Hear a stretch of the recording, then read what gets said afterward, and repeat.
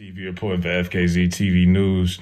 And we got Brian McKnight online again, having to validate himself to prove to you people that he is a good father. And I think it's crazy that we've gotten to this point because some of the dark stuff about social media, I don't like stuff like this. I mean, this ain't even none of our business, really. And this man got to get online to prove to strangers, you know, because he's so worried about his reputation and all of that because of his fan base. He's a public figure. And once again, he had to do this because apparently his son is sick and fans are calling him out. You need to be taking care of your kids. Now, mind you, these kids are grown. I get it. You're supposed to hold your kids down forever, but your parents ain't obligated to carry you forever. And y'all acting like this is an 8-year-old kid. Anyway, roll the clip. Hey everybody, we are still here in London, riding high after the concerts this weekend with Boyz II Men, and we are so grateful for all of the love. I wanted to take a few moments to talk about something that I'd already addressed 6 months ago, but I hesitate to talk about it now because the subject matter is so sensitive and so serious that I don't believe it's for public consumption. But because people keep asking me about it, I feel a need to address this once again. 6 months ago, when we found out about this, we called him, we talked to him, we talked to his wife. She told us that she was all alone and handling everything all by herself. And it became quickly evident to us that since they didn't have insurance and they didn't have access to the proper doctors, naturally, and even though all this nonsense has been going on for years, we jumped into action. We asked for his medical reports. We received those medical reports. We hand-delivered them to the best specialists in the country. Those specialists outlined a plan of action that would give him the best fighting chance. We miraculously found a treatment facility near our home that put him at the top of the list, and then we put down a deposit to secure that place. We were arranging to fly the two of them to our home privately so that she could be with him and not have to work and really just focus on his treatment. And in the midst of that, we received a very hostile phone call from his mother saying, "Do not contact him. He does not need your help." And I can only imagine that if that help came from me, that it would go against the strong narrative that's being pushed out there about me. So what are we doing? We're adhering to her wishes because that's what she wanted, and we're staying out of it.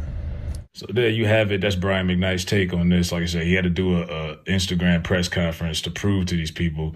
And look, if what he's saying is true, then that's crazy. They would rather force help away to push this narrative that he's a bad father and that he's disowning his children. And, it was crazy because his son and him used to do music together and they were real tight. And then I noticed it wasn't really until Brian moved on, and got married again, and you see who he got married to, look a little different. All of a sudden, he's disowning the kids. He's a bad father. And I don't know why you look at anything, any post online, the comment section is split. Right? You got so many people, the reputation, like the black man don't take care of his kids. And look, let's be honest, we got a lot of these situations. I don't know why, but didn't you have Romeo and Master P beefing a couple years ago? Remember that? And Master P was cutting promos in his backyard. You know what I mean? Press conferences, like you had 50 Cent and his son. Marquise, he was out here. As soon as them child support checks stopped coming, all of a sudden he had nothing but bad stuff to say about his pops. A lot of times it's about getting cut off. You got Monique and her son. You know what I mean? Kirk Franklin and his son. I could keep going on. It's a lot of this. D.L. Hughley, who called out Monique for her relationship with her son. Him and his daughter got issues. So you see a lot of this. I hate when it becomes public, because this really ain't none of our business.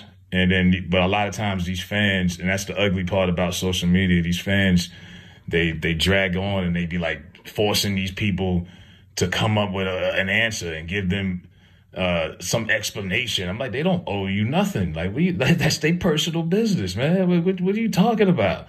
And because his son, unfortunately, is sick, he's still, despite all of the stuff he's been accused of, the relationship being bad, still looked out as his father and was willing to, help him out. And then the wife is like, And that just shows you what she's about. She's more petty.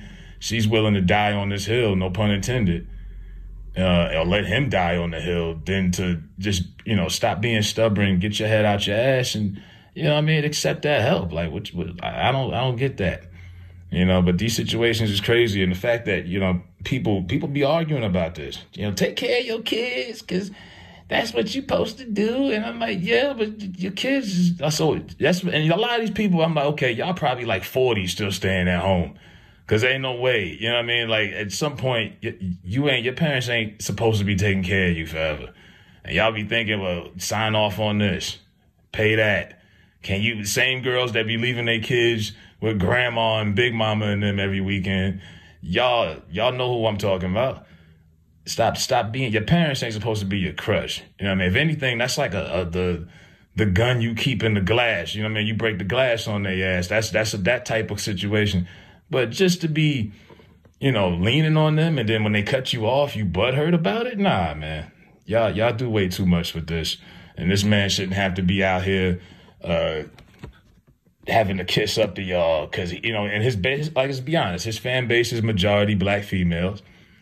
He's a black R&B star. And like I said, he's not used to this. I mean, he's 50, 60 years old. Y'all got him on social media. He's not used to the social media antics, the keyboard warriors.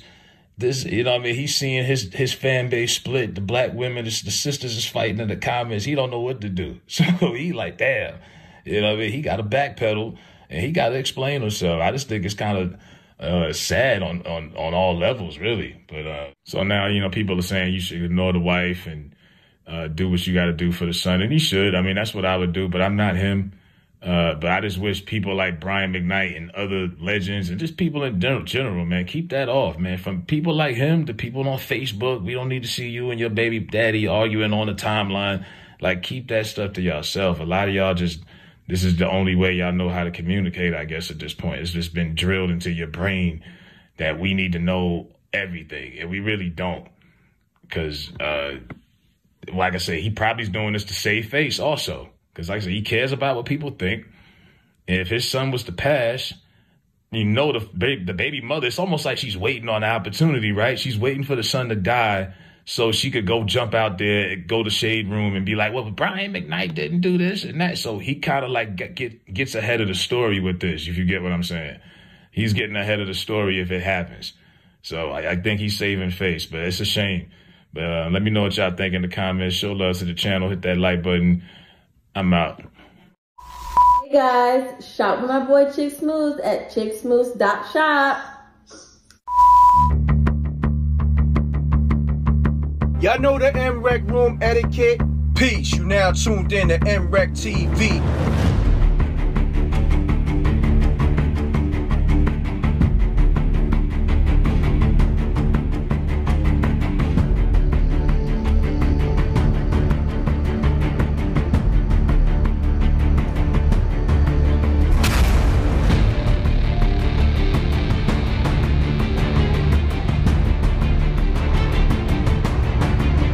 What if someone wasn't on protocol? There are consequences.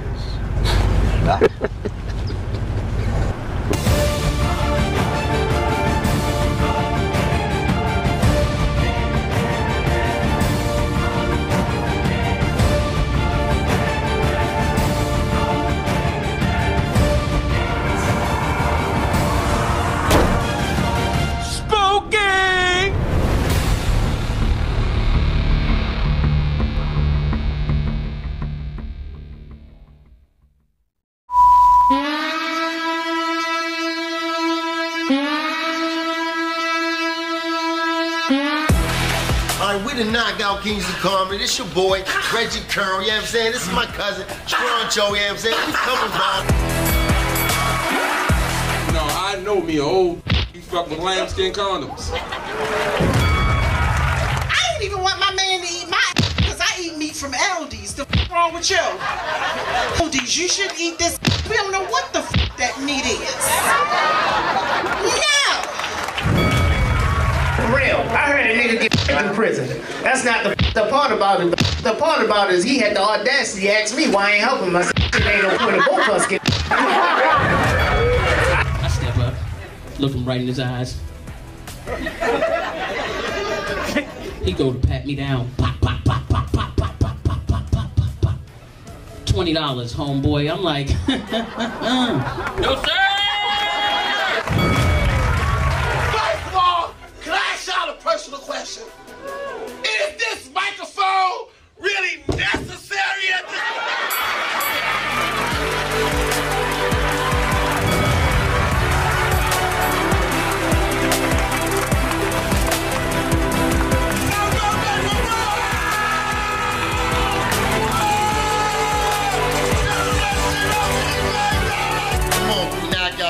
We knock y'all with punchline, punchline, punchline. You know how we turn. Give me a second.